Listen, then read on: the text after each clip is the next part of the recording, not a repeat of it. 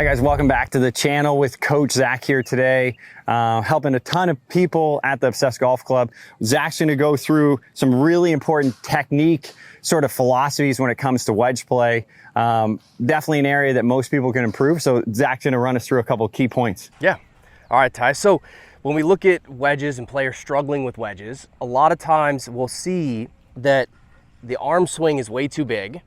And then when we kind of talk to them about, okay, yes, my arm swing needs to be smaller and shorter, they struggle with kind of the energy that they can get through the shot. So when I feel that I'm just swinging my arm short and then told to rip through in the follow through, if I don't have enough rotation to support this short of swing, the timing of this can feel just very uncomfortable and not right as I'm coming through the shot.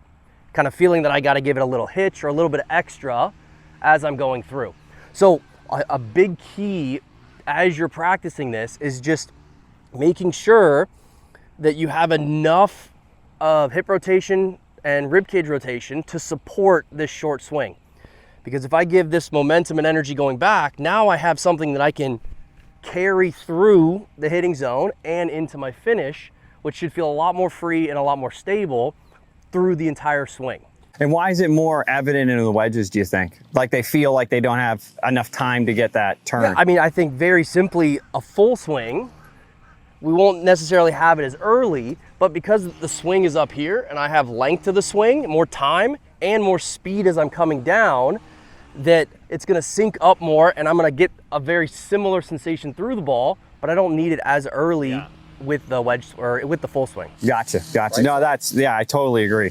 So like if players struggling with that feel and with the wedges, you can see just almost even exaggerating.